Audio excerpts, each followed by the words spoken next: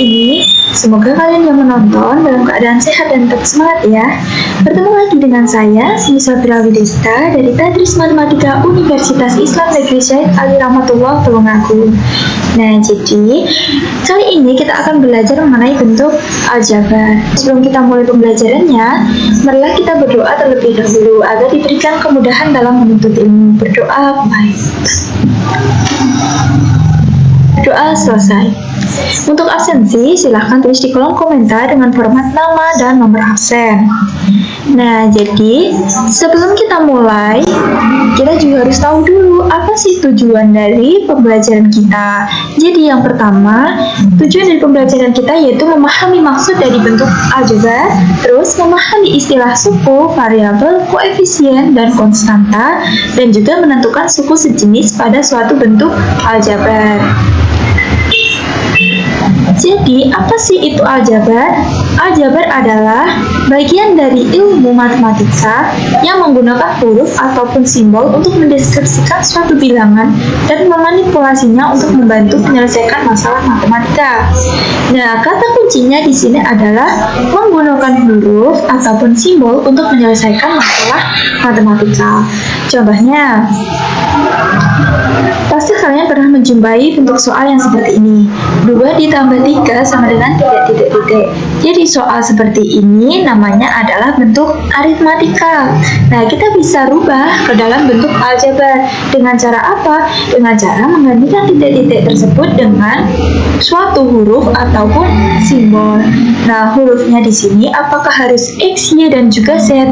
Tentu tidak. Kita bisa menggunakan huruf yang ada pada alfabet mulai dari A sampai dengan Z. Lalu kita juga bisa menggunakan simbol seperti alfa, beta, gamma, dan lain-lain.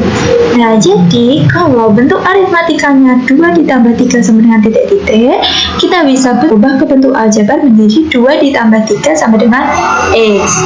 Terus, contoh lagi, 5 dikurangi titik-titik sama dengan 3, kita bisa rubah ke bentuk aljabar menjadi 5 dikurangi Y sama dengan 3. Nah, lalu kenapa sih kita harus rubah ke bentuk aljabar? Bukannya menggunakan titik-titik saja kita sudah bisa mengerjakan. Nah, karena apa? Karena bentuk aljabar ini nanti digunakan atau bisa diimplementasikan ke dalam suatu ilmu lain seperti fisika, robotika, dan lain-lain. Nah, jadi sangat penting untuk kita belajar mengenai bentuk aljabar. Marilah kita fokus dan kita pahami satu persatu maksud atau tujuan dari pembelajaran tadi. Nah, kita lanjut ke contoh sehari-hari yang menggunakan bentuk aljabar. Seperti Rara membeli 3 buku dan 2 pensil di toko Sarjana seharga 20.000. Sedangkan Sinta membeli 5 buku dan 3 pensil di toko Sarjana seharga 32.500. Berapakah uang yang harus dibayar Tejo jika ia ingin membeli 1 buku di toko tersebut? Nah, di sini langkah awal kita akan misalkan dulu yang dibeli apa sih? Yang dibeli buku dan juga pensil. Jadi buku kita misalkan A dan pensil kita misalkan B.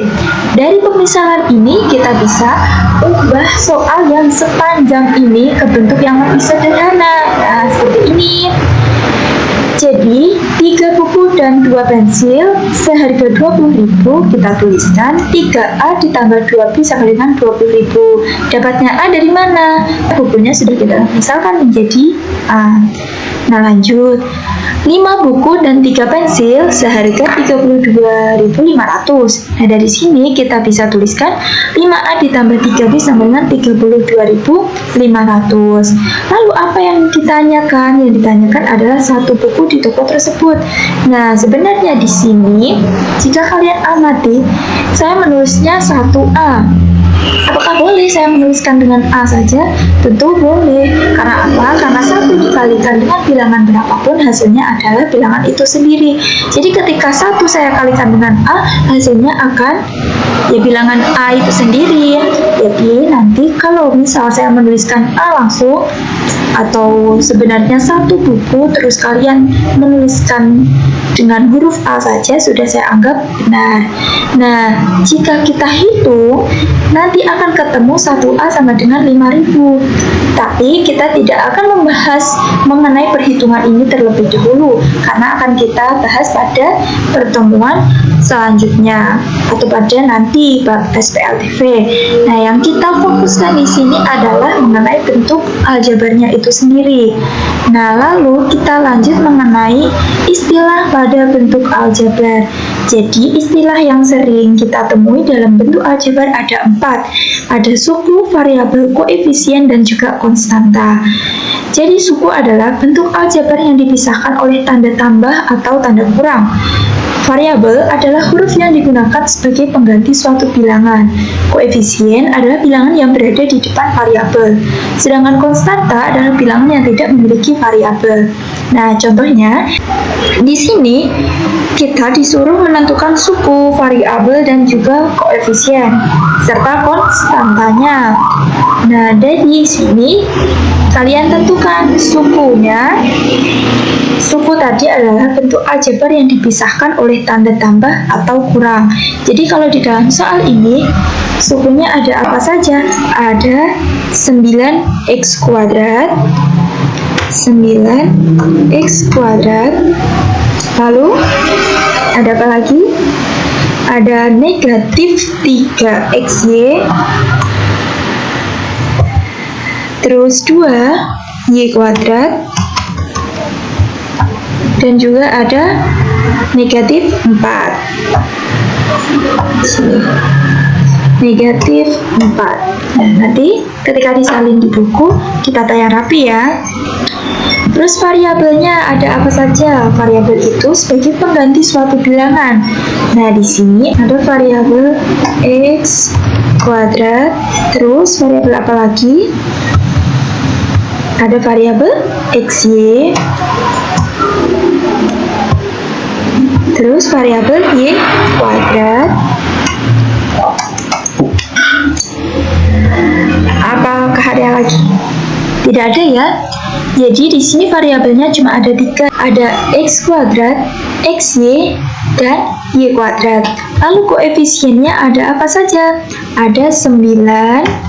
Ingat, koefisien adalah bilangan yang berada di depan variabel. Lalu ada bilangan apa lagi? Negatif 3 sama bilangan 2. Apakah negatif 4 ini termasuk koefisien? Tidak ya, karena negatif 4 di sini dia termasuk konstanta. Nah, dari sini kita akan lanjut tentang menentukan suku sejenis. Jadi suku sejenis adalah suku yang memiliki variabel yang sama. Ingat-ingat, variabel adalah huruf atau simbol yang menggantikan suatu bilangan. Jadi 9K ditambah 8M dikurangi 4KM dikurangi 15K ditambah 7KM. Di sini kita akan cari suku sejenisnya, yaitu 9K sejenis dengan negatif 15K. Negatif 4KM sejenis dengan 7KM. Lalu, coba cari suku yang sejenis dari 7x kuadrat dikurangi 8x kuadrat y dikurangi 11y kuadrat ditambah x kuadrat y ditambah 12xy kuadrat. Sudah ketemu jawabannya? Jadi, suku yang sejenis yaitu negatif 8x kuadrat y dengan x kuadrat y. Kalau yang menjawab benar, berarti kalian sudah paham mengenai suku sejenis. Kalau masih ada yang salah, coba dibaca lagi, dipahami lagi, hingga kalian bisa menentukan suku yang sejenis. Atau bisa mengulang-ulang video saya, nanti biar lebih paham. Nah, kita lanjut ke contoh soal. Soalnya 3x kuadrat ditambah 3y kuadrat dikurangi 5xy ditambah 2x kuadrat dikurangi 5y kuadrat ditambah 7. Kita akan tentukan banyaknya suku, variabel yang ada, konstanta yang ada, dan suku-suku sejenis. Nah, di sini banyak sukunya ada berapa? Diingat-ingat, suku tadi yang dipisahkan oleh tanda penjumlahan atau pengurangan. Jadi ada 1, 2, 3, 4, 5, dan 6. Jadi ada 6 suku. Lalu kita disuruh menentukan variabel. Variabel adalah pengganti suatu bilangan. Di sini variabelnya ada 3, yaitu x kuadrat, y kuadrat, dan xy. Di sini x kuadrat, y kuadrat, dan juga xy. Lalu kita akan cari konstanta. Konstanta tadi apa? Bilangan yang tidak memiliki variabel. Jadi di sini bilangan yang tidak ada variabelnya cuma 1, yaitu bilangan 7. Ada 1, yaitu bilangan 7. Lalu kita akan mencari suku-suku sejenis. Ingat, suku-suku sejenis yang kita perhatikan dulu adalah variabelnya. Variabelnya harus sama. Nah, apakah variabel yang sama? Yaitu 3x kuadrat dengan 3x kuadrat dengan 2x kuadrat.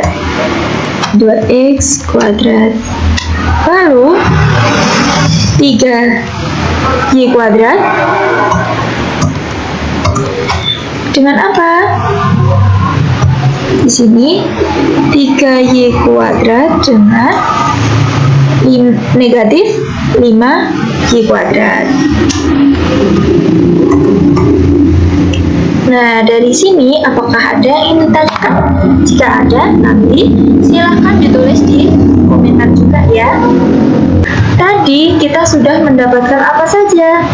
Mendapatkan suatu pemahaman tentang bentuk aljabar, terus mengerti mengenai istilah suku, istilah variabel, istilah koefisien, dan juga istilah konstanta. Dan kita juga sudah bisa menentukan suku sejenis pada suatu bentuk aljabar. Nah, jadi saya sangat berterima kasih kepada kalian yang sudah meluangkan waktunya untuk melihat video ini. Semoga kalian yang menonton menjadi orang yang sukses dan bermanfaat untuk orang lain.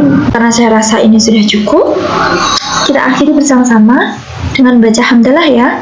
Alhamdulillah. Satu tuh. Wassalamualaikum warahmatullahi wabarakatuh.